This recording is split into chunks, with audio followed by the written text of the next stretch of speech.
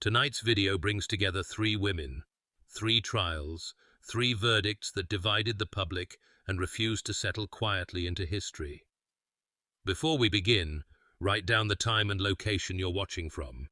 And if you value carefully researched historical crime stories told through documented records, subscribe and like the video. Let's open the first file. Rita Gorgonova. Tonight, we look back at a case from the early 1930s, a crime committed in a city that no longer belongs to the country where it was tried. Borders shifted, governments collapsed, but the case remained. This is the story of Rita Gorgonova, a woman whose life became inseparable from a single night, and a verdict that divided a nation. Before we begin, take a moment to write down the time and the place you're watching from. And if you find these quiet investigations meaningful, please remember to like the video and subscribe to the channel. Now, let's return to a Europe on the edge of collapse, and a case that refused to disappear. The case unfolded in a city that no longer belonged to the country where it was tried. Rita Gorgonova was born on March 7, 1901, in Cologne, a city that at the time formed part of the Austro-Hungarian Empire. Today, that same place lies within the borders of modern Croatia, several hundred kilometers south of Zagreb. The political map surrounding her birthplace would change repeatedly during her lifetime, reshaping national identities and leaving many lives caught between collapsing states. Rita's father was a doctor. He died when she was still a young child, leaving her mother to raise her alone. Little is recorded about her early childhood beyond this loss, but by her mid-teens, Rita's life followed a path common for many women of the period. In 1916, at the age of 15, she married an officer in the Austro-Hungarian army named Owen Gorgon. 2 years later, she gave birth to their son. By the time Rita entered adulthood, the world around her was already beginning to fracture. The First World War ended with the defeat of the Austro-Hungarian Empire, and in 1918 the state itself ceased to exist. Armies were dissolved, borders redrawn, and former officers returned home to a civilian life offered little security. It was within this atmosphere of political collapse and uncertainty that Rita's marriage and her future began to unravel. When the war ended, Rita's marriage began to unravel. The collapse of the Austro-Hungarian Empire brought immediate consequences for Rita's husband. With the army disbanded and his officer's position gone, he returned home without employment and with no clear prospects. The sudden loss of income placed the young family under financial strain, and soon their circumstances forced them to move into the home of his parents. Life there proved difficult. Rita's husband became increasingly withdrawn and despondent, struggling with his inability to support his wife and young son. Over time, his behavior changed. He began spending nights away from home, drinking heavily, and distancing himself from family life. His absences grew longer, and his role within the household steadily diminished. By 1921, he made a decision that would leave Rita isolated. Believing he could find work abroad, he chose to emigrate to the United States, joining thousands of Europeans seeking economic stability in North America. He departed alone, leaving Rita behind with his family and their child. Shortly after his departure, tensions within the household escalated. Rita found herself without her husband, without financial security, and without control over her own living situation. Her position within the family weakened, and with no independent income or home of her own, she was left increasingly vulnerable, dependent on circumstances that were no longer within her control. With nowhere else to go, Rita entered a household that would later define her fate. After being separated from her husband and left without reliable support, Rita was forced to find a way to provide for herself. With no permanent home and no independent income, she began working wherever she could, taking positions as a nurse and as a governess. These roles allowed her to survive, but they offered little stability. In 1924, Rita was given a position in the household of Henryk Zaremba, a successful architect who also owned a construction company. He lived in Lwów with his 2 children. His eldest, Elizabetha, known as Louisa, had been born in 1914. The younger child was a son, Stanisław. Henrik's wife was no longer living at home, having been placed in a psychiatric institution due to deteriorating mental health. His professional obligations made it impossible for him to manage the household alone, and a full-time governess was required. For Rita, the position provided security she had not known for years. She was given accommodation and responsibility for the children. Over time, her duties expanded beyond childcare. She began running the household, overseeing daily routines and domestic affairs. By all accounts, she performed her role competently. Gradually, her presence within the home became central, and the balance of authority within the household began to shift, quietly but noticeably. What began as employment slowly turned into an arrangement neither side could control. About a year after Rita entered the Zaremba household, her relationship with Henrik changed. The age difference between them was considerable. Henrik was more than 20 years older, and the nature of their connection developed quietly, without public acknowledgement. Henrik made it clear that he did not intend to formalize the relationship. Rita, however, sought stability. After years marked by loss and dependence, marriage represented security she had never fully regained. The situation became more complicated when Rita became pregnant. In 1928, she gave birth to a daughter. The child altered her position within the household, but it did not resolve the uncertainty surrounding her future. She remained unmarried and financially dependent, aware that her place could still be withdrawn at any time. Rita continued to attract attention outside the home. She was frequently approached by men when she went into the city, and she received letters and telephone calls. These details did not go unnoticed. As Louisa grew older, she began observing Rita more closely, forming suspicions about the nature of her relationship with her father. She shared her concerns with Henrik, describing what she had seen and what she believed was happening within their home. These conversations marked a turning point. Henrik began to reassess the relationship, questioning Rita's intentions and the balance of power between them. Gradually, emotional distance replaced familiarity. By the end of 1931, the arrangement that had held the household together was beginning to collapse, leaving unresolved tensions that would soon come to the surface. Just days before the year ended, the household was awakened by a scream. Around midnight on December 30th, 1931, the quiet of the Zaremba home was broken when Stanisław ran from his sister's bedroom shouting that Louisa was dead. His cries alerted those inside the house, drawing them into the corridor. Moments later, Rita was encountered indoors, wearing a fur coat. Shortly after, Henrik appeared and rushed toward his daughter's room. Henrik attempted to revive Louisa, but it was immediately clear that she was already lifeless. The room showed no signs of forced entry, and nothing appeared disturbed beyond the bed itself. Louisa lay motionless, her head covered by a pillow. Stanisław later described what had led him there. He said he had been awakened by the sound of the family dog whining outside his room. Believing the animal had sensed something unusual, he looked out the window but saw nothing. He then left his bed and stepped into the hallway, where he noticed a figure standing near the Christmas tree. Assuming it was his sister, he called out to her, but received no response. When he entered Louisa's room, he found her lying on the bed. Removing the pillow from her face, he saw blood and noticed that her neck was twisted. Believing she was already dead, he ran from the room to alert the others. The police were contacted shortly afterward and arrived to begin their investigation. Outside the house, the snow showed no sign of an intruder. When police arrived at the Zaremba residence, they began a systematic examination of the property. The grounds surrounding the house were covered in snow, yet no unfamiliar footprints were found leading toward or away from the building. Doors and windows showed no signs of forced entry. The family dog, known to bark at strangers, had not raised an alarm that night, aside from the whining heard by Stanisław. Investigators expanded their search to the nearby pond, where they discovered a tool used for breaking ice lying at the bottom.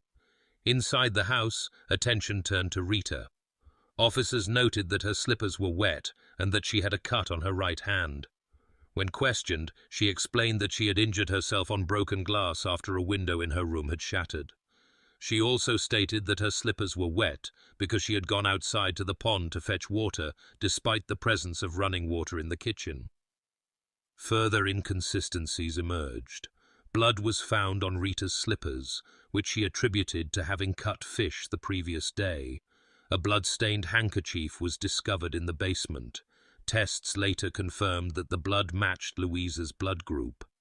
Stanisław told police that the figure he had seen near the Christmas tree resembled Rita.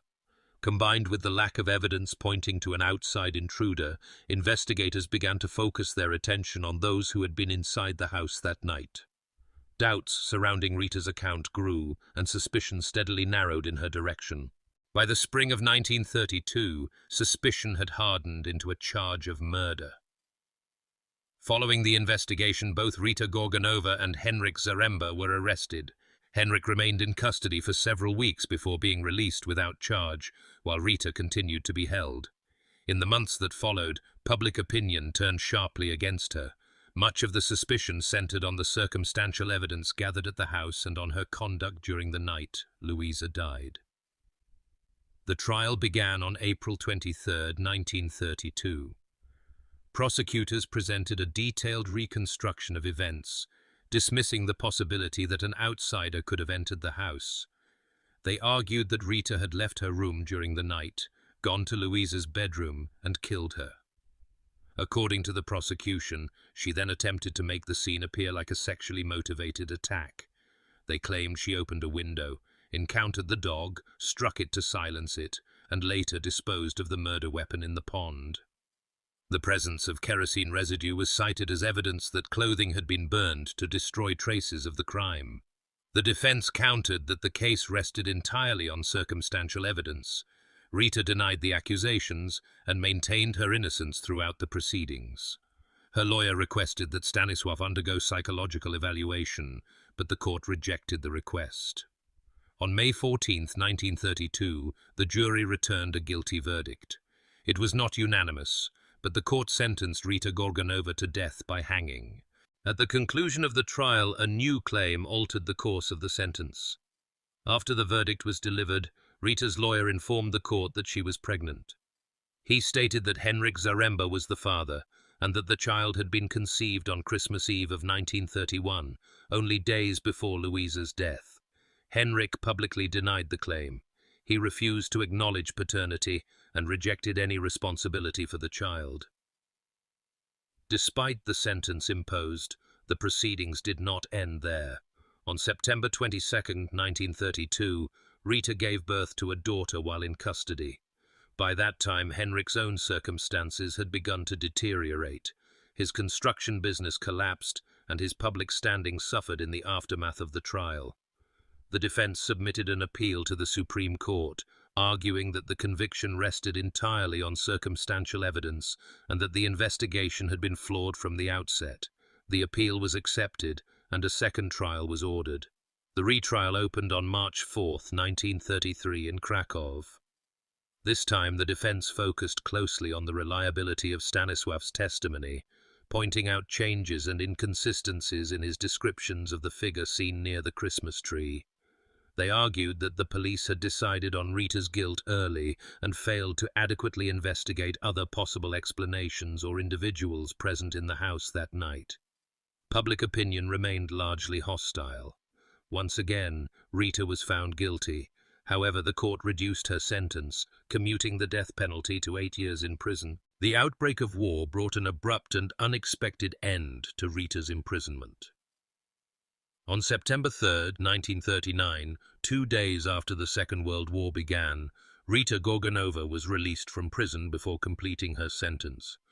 The rapid collapse of civil order and the movement of populations across the region led to her transfer to a refugee shelter in Warsaw.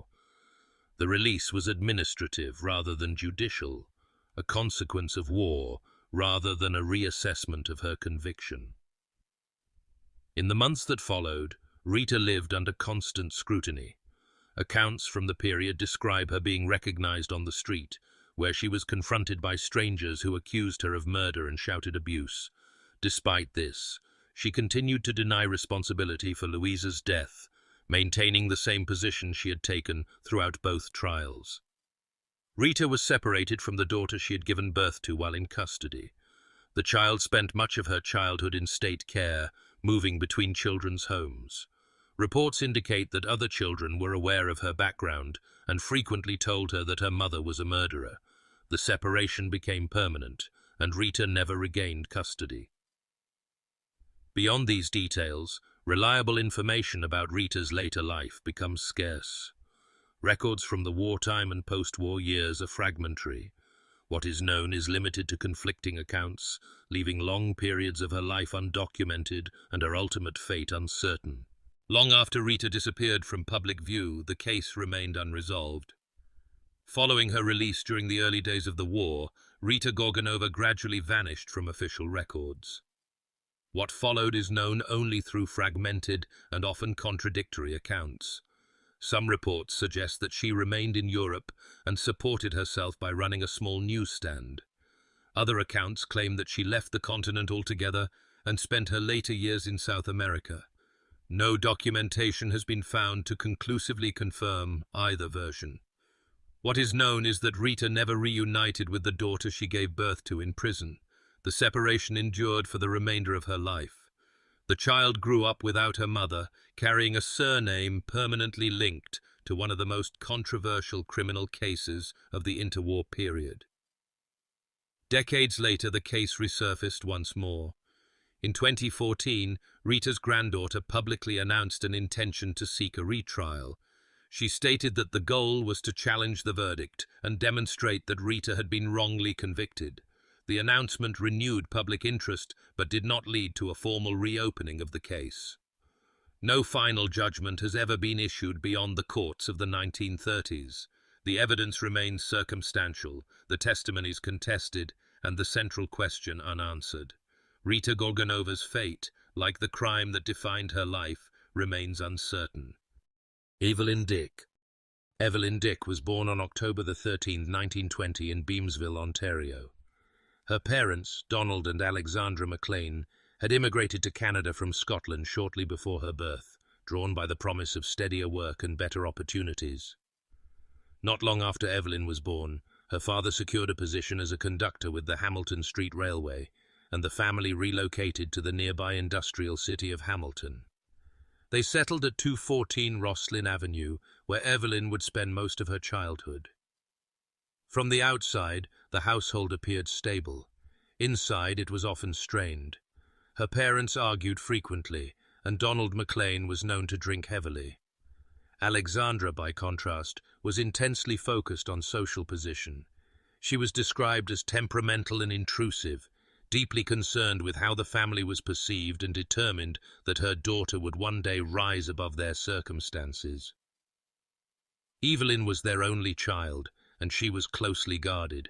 She was discouraged from playing with neighborhood children and was instead expected to associate only with families considered socially suitable. Despite this ambition, the family's finances did not align with their aspirations. Donald's wages were modest, and access to elite schools or influential social circles remained out of reach. These contradictions between appearance and reality, ambition and means, were present throughout Evelyn's early life. Her parents wanted her to rise above their station, but the life they presented to the outside world did not match what they could afford. Tonight, we're going back to mid-20th century Canada, to a case built not on a single act of violence, but on years of quiet contradictions. A story where appearances mattered more than truth, where explanations shifted, and where the legal system would ultimately provide outcomes, but not certainty.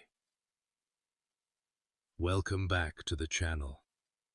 Before we begin, take a moment to let us know where you're watching from and what time it is for you right now. And if you appreciate slow, investigative storytelling that follows the record rather than speculation, make sure to like the video and subscribe. It helps the channel more than you might think. As Evelyn grew older, the distance between how her family lived and what they could reasonably afford became more noticeable to those around them. For several years, She attended local public schools, like most children in the neighborhood. Then, without warning, she was withdrawn and enrolled at Loretto Academy, a private Catholic school known for its fees and its selective intake. The decision drew immediate attention. Neighbors questioned how a streetcar conductor's wages could support such an expense. Conversations began quietly, then spread. Some suggested the family had access to money that had never been openly explained. Others pointed to Donald McLean's position with the Hamilton Street Railway and speculated that funds might have been taken over time. Nothing was ever proven, but the talk persisted, circulating through Hamilton as Evelyn entered her teenage years. At the same time, Evelyn was becoming increasingly visible in social settings. She was widely regarded as attractive, and she began to receive attention from men older than herself. Alexandra McLean viewed this as opportunity rather than concern. She believed her daughter's appearance could secure a marriage that would elevate the family's status and provide the comfort they had never achieved on their own. Evelyn attended gatherings and moved within social circles that her parents had once admired from a distance. Still, full acceptance into Hamilton's established high society remained elusive. The family's background and the unanswered questions surrounding their finances lingered beneath the surface. By the time Evelyn reached adulthood, the town had begun watching her closely, and not everyone believed the story her family was presenting. In 1941, Evelyn became pregnant.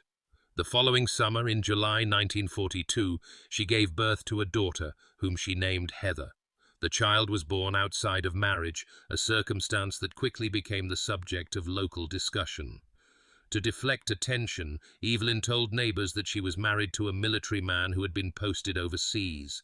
The explanation was accepted publicly, and the matter was not pressed further. Heather was largely cared for by Evelyn's mother. This arrangement allowed Evelyn to continue her social activities with little interruption.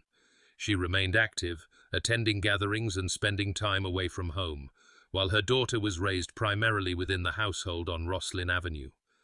The division of responsibility was practical and rarely remarked upon at the time. 2 years later, in 1944, Evelyn became pregnant again.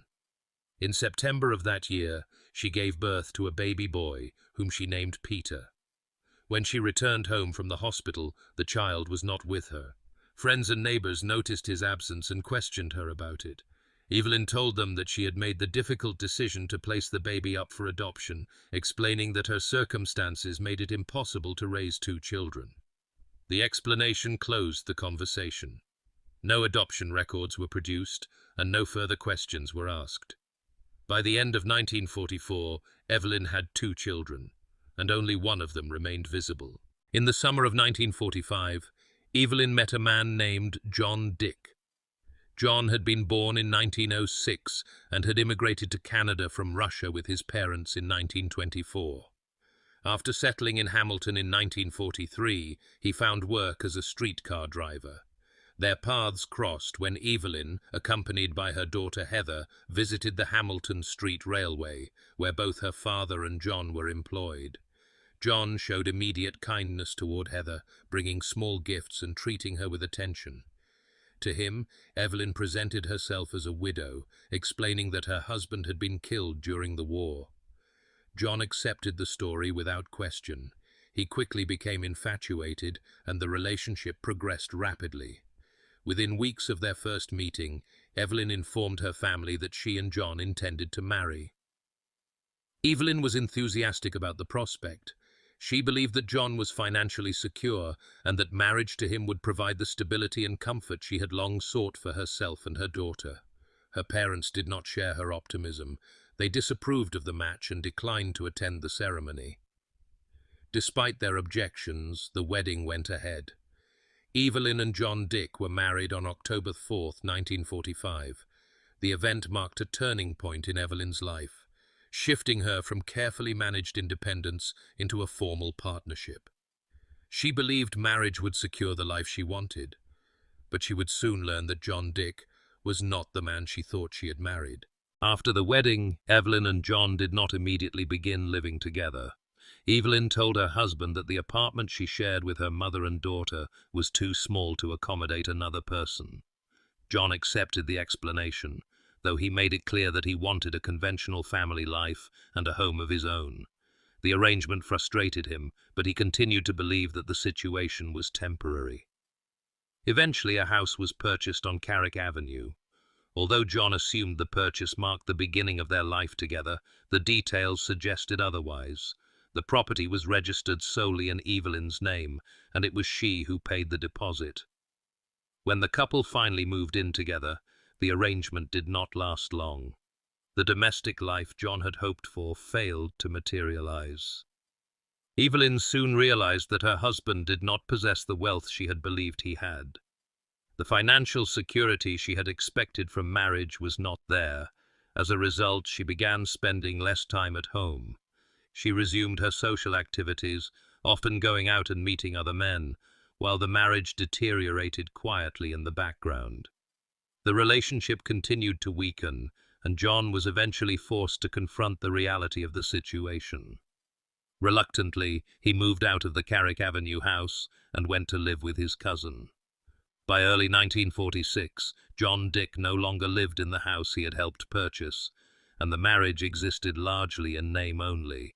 After moving out of the Carrick Avenue house, John made one final attempt to salvage his marriage.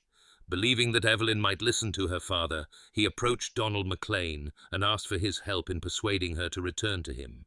Donald refused to involve himself. He had never approved of the marriage and showed little interest in intervening on his son-in-law's behalf. The conversation did not end there.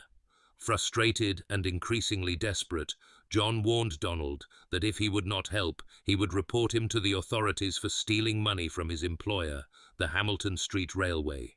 The accusation struck a nerve. Donald became furious, responding with hostility and making a direct verbal threat toward John. The exchange ended without resolution. John took the threat seriously.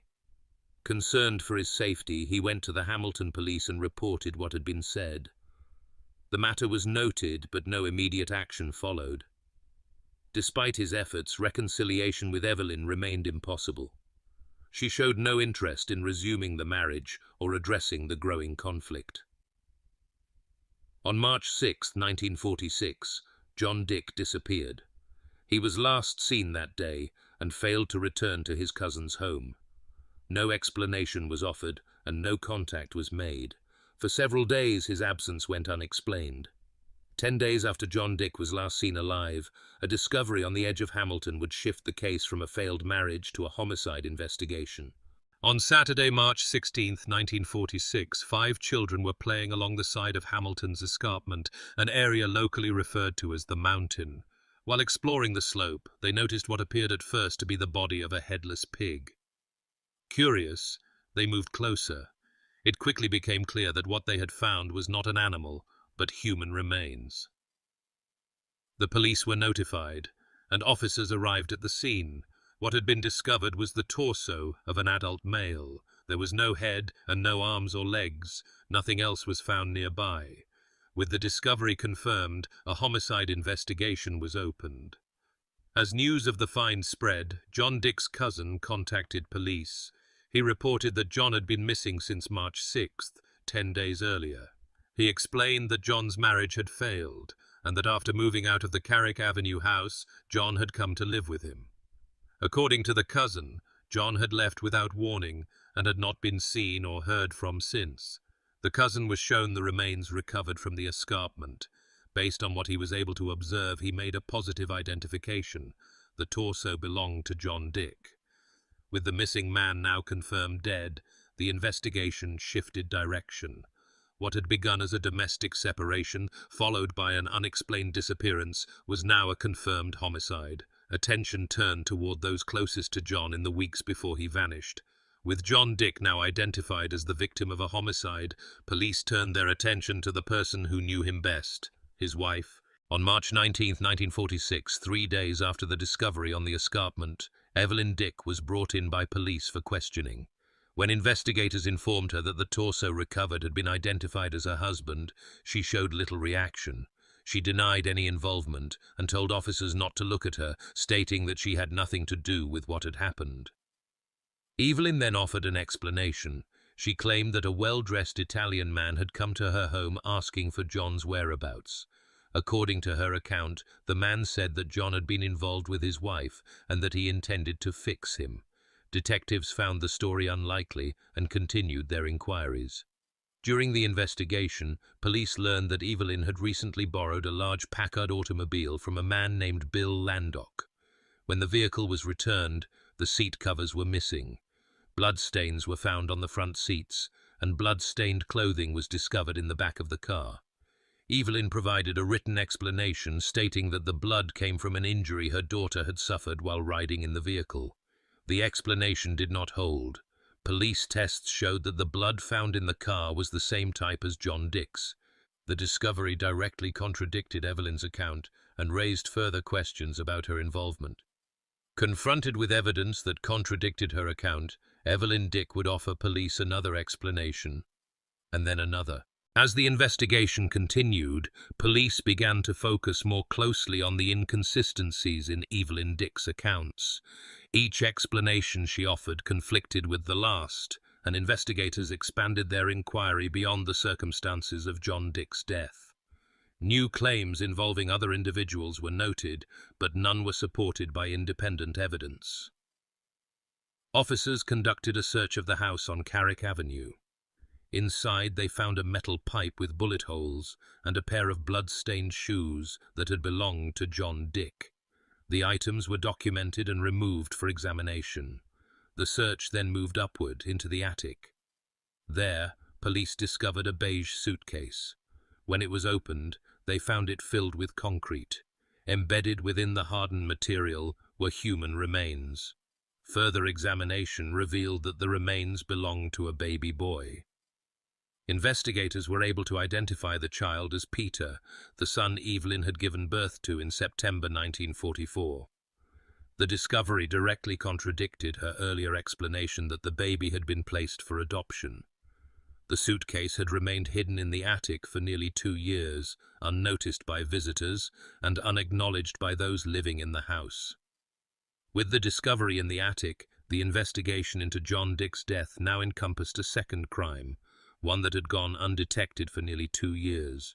Following the discoveries at Carrick Avenue, charges were brought against Evelyn Dick, Bill Boschek, and Evelyn's father, Donald McLean. It was decided that Evelyn would be tried separately. Her trial opened on October 7, 1946, drawing intense public attention. Newspapers focused on her age, her appearance, and the circumstances of the case. At the conclusion of the proceedings, Evelyn was found guilty of the murder of her husband, John Dick, and was sentenced to be hanged. In January 1947, the separate trial of Bill Boschek and Donald McLean began after a series of legal delays. Evelyn refused to testify. As a result, Boschek was acquitted. Donald McLean was found guilty as an accessory after the fact and sentenced to 5 years in prison. Evelyn appealed her conviction, and a second trial opened on February 24, 1947.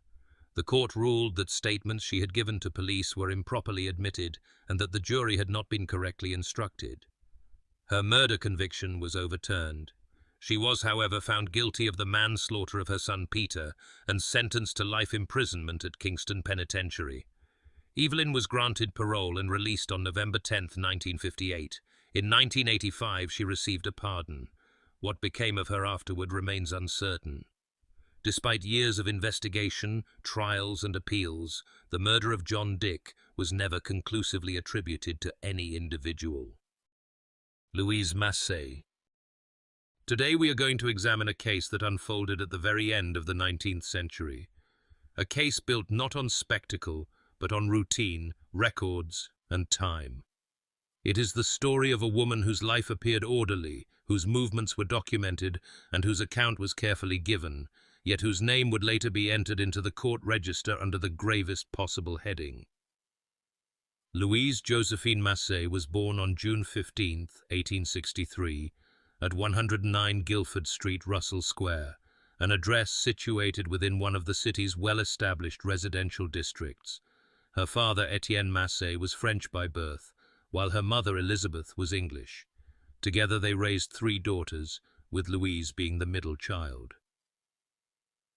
The household in which she grew up was orderly and stable.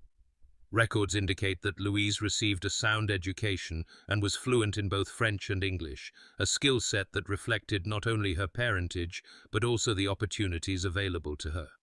Although educated in London, she also spent periods of time in France, moving comfortably between the 2 countries during her youth. Nothing in her early life marked her as exceptional or troubled. She was regarded as cultured, well-presented, and capable of navigating respectable society. By the standards of the late 19th century, her upbringing suggested security rather than hardship, and refinement rather than instability.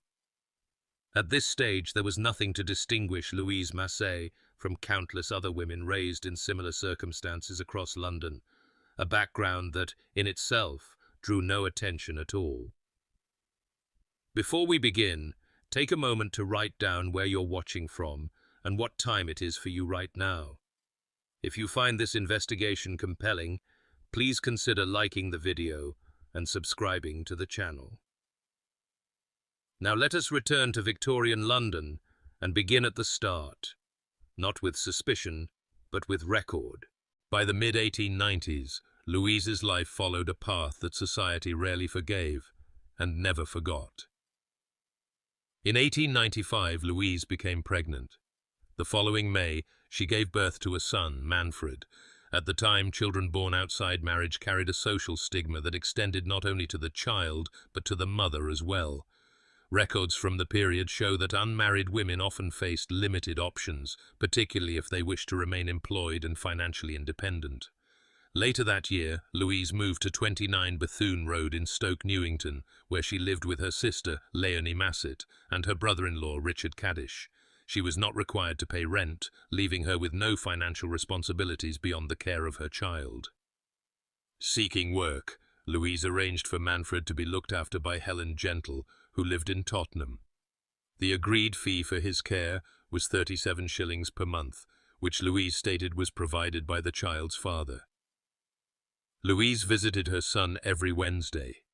These visits followed a consistent routine, often involving outings to Tottenham Green, where Manfred would be taken for walks or allowed to play. Over time, this arrangement became established and familiar, forming a pattern that appeared settled and unremarkable. In the late 1890s, Louise's life began to include someone new, a presence that would later draw the attention of investigators. In September 1898, a young Frenchman named Edouard Lucas moved into a neighboring residence. He was 19 years old and had come to England to work as a bank clerk. Louise, by that time, was 35. It was during this period that the two became acquainted and over time developed a relationship. Contemporary accounts do not describe the arrangement as secretive. The pair were seen together regularly, and their association appeared consistent rather than fleeting. In May 1899, Louise travelled to Brighton, accompanied by Lucas and 2 of his friends. They stayed at Finley's Guest House, a lodging establishment frequented by visitors to the town. Louise later indicated that she enjoyed the weekend and agreed with Lucas that they should return again, this time on their own. As the relationship continued, Louise informed Lucas of her son's existence. According to statements later given, Lucas responded that this made no difference to his feelings or intentions. For several months, the relationship progressed without recorded dispute. At the time, it was simply another development in Louise's personal circumstances, noted only in retrospect when her movements and associations came under scrutiny. In October 1899, a series of ordinary arrangements quietly altered the course of several lives. On October 16th, Louise wrote to Helen Gentle, who had been caring for Manfred, explaining that the child's father had requested his return to France. In the letter, Louise stated that the intention was for Manfred to live there and receive an education, and that she believed this would be in his best interests. 8 days later, further arrangements were set in motion. Louise and Gentle agreed to meet on Friday, October 27th, outside the Birdcage public house at Stamford Hill, where Manfred would be collected. Louise told Gentle that she planned to travel with the child to New Haven before continuing across the Channel to France. On October 24th, Louise met Edor Lucas at Liverpool Street Station. During this meeting, she informed him that she would be travelling to Brighton later that week. Lucas said he would be unable to travel until the following day, and the two agreed to meet there instead. They arranged to make separate journeys and reserved rooms at Finley's guest house under assumed names. For the duration of their stay, they agreed to present themselves as brother and sister. By this point, letters, dates, and travel plans had taken precedence, and the narrative shifted from domestic routine to documented movement, each step recorded in advance. By early afternoon on Friday, October 27, 1899, Louise and her son arrived at one of London's busiest stations, intending, at least on paper, to continue onward. At approximately 1:40 p.m., London Bridge Station recorded the arrival of Louise and Manfred. They entered the waiting room and took seats among other travellers. Shortly after, a waiting room attendant, Georgina Worley, spoke briefly with Louise.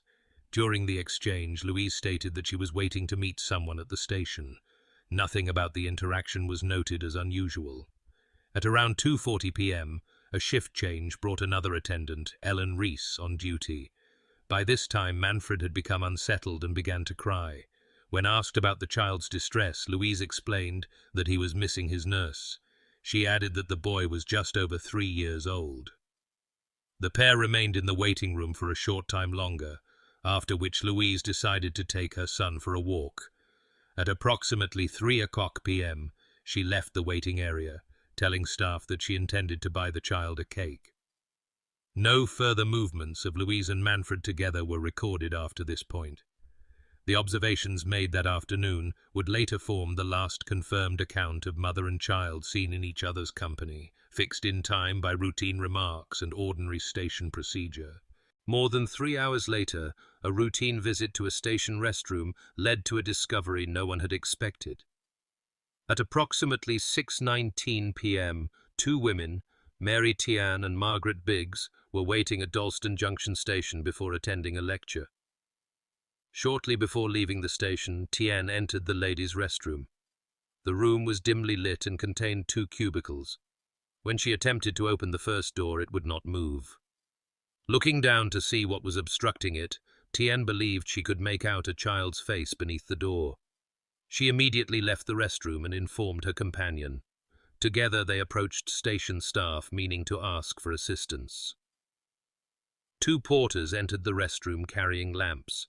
On examining the cubicle, they discovered the body of a small child lying on the floor, covered with a dark-colored shawl. Nearby, a broken brick was also found. The police were notified at once. A doctor was called to the station and conducted an initial examination. It was his opinion that the child had been deceased for at least 2 hours. A subsequent post-mortem examination later narrowed the time window further, placing the passing between approximately 3:55 p.m. and 4:55 p.m. From that point forward, the focus of the case shifted from observation to measurement, with time becoming the central and immovable factor. With no immediate reports of a missing child, the task before police was first to determine who the child was and where he had last been seen. Following standard procedure, police published a description of the unidentified child in newspapers on October 30th. After reading the notice, Helen Gentle came forward, concerned that the description closely matched a boy who had recently been collected from her care. She accompanied officers to the mortuary, where she formally identified the child as Manfred. Gentle then provided police with the address of the child's mother in Stoke Newington. Officers visited the residence, where Louise lived with her sister Louise Masset and her brother-in-law Richard Caddish. Louise was not present at encouraging, but Louise answered their questions. She stated that Louise had left the house at approximately 12:30 p.m. on Friday, October 27th, to collect Manfred. When asked about her return, Leonie reported that Louise arrived back at the house around 9:00 p.m. on Sunday, October 29th. As the inquiry continued, police learned that a brown paper parcel had been found in the ladies' waiting room at Brighton Station. The parcel contained a child's jacket and clothing. When shown the items, Helen Gentle confirmed they belonged to Manfred. At this stage, locations multiplied and times were set down, with each object and statement extending the developing timetable beyond London alone. When questioned, Louise offered a detailed account of events, one that on the surface appeared orderly and consistent. She explained that her weekly visits with Manfred followed a familiar pattern. Each Wednesday she would meet him and take him to Tottenham Green, where he would spend time outdoors while she spoke with other mothers in the park. It was during one of these visits earlier in October that she said she met two women seated nearby with a young girl. According to Louise, the women told her they operated a small private school in Chelsea. They spoke of the education they provided and suggested that, as Manfred grew older, he would benefit from formal instruction and boarding. Louise stated that fees were discussed, £12 per year for board and 10 shillings per month for education. An agreement was made to visit the school together on Friday, October 27th. Louise told police that when the day came, the two women arrived nearly 2 hours later than expected. Because of the delay, she said there was no longer enough time to visit the school and still catch her planned train. She stated that she handed Manfred to the women along with his belongings and then left to board the 4:07 p.m. train to Brighton. She further explained that she spent the evening there before later checking into Finley's guest house, concluding her account without qualification or addition. When proceedings opened in December 1899, the case moved from reconstruction to judgment. The trial began on December 13th at the Old Bailey, where the prosecution set out the circumstances as they understood them. They suggested that Louise's relationship with Idor Lucas provided a possible motive, proposing that her son had become an obstacle to that association. They also referred to the monthly payments made for childcare, raising the possibility of financial consideration. Both points were denied by Louise and by Lucas. Central to the case was a dispute over the dark shawl found with the child. The prosecution argued that it had been purchased by Louise shortly before the events in question. Louise denied making such a purchase. Giving evidence, Louise stated that she had left London Bridge Station on the 4:07 p.m. train to Brighton. This account conflicted with the testimony of waiting room attendant Ellen Rees, who told the court that she had seen Louise at the station later that evening. Medical evidence placed the time window within the afternoon hours, a detail repeatedly returned to during the proceedings. The defense raised concerns that press coverage may have influenced witness recognition and noted that individuals who claimed to have seen Louise in Brighton were identified but not called to testify. Throughout the hearings, differing accounts were presented without reconciliation. The case rested not on emotion, but on whether time and movement could be made to align. After several days of testimony, the responsibility of decision passed to the jury. On December 18, 1899, following closing arguments, the jury withdrew to consider the evidence presented to them. When they returned, their verdict was delivered without qualification. Louise Josephine Masset was found guilty. The court then imposed the sentence of death. Louise was removed from the courtroom and transferred to Newgate Prison, where she was placed in a condemned cell to await the outcome of her sentence. In the days that followed, the defense revisited certain elements of the case, including statements from individuals in Brighton who claimed to have seen Louise on the evening of October 27th. These accounts were reviewed alongside Louise's own recollection of dining at a restaurant that night. When compared against records kept by the establishment, Louise's statements were found to be inconsistent, and the potential testimony was set aside. No further proceedings altered the court's decision.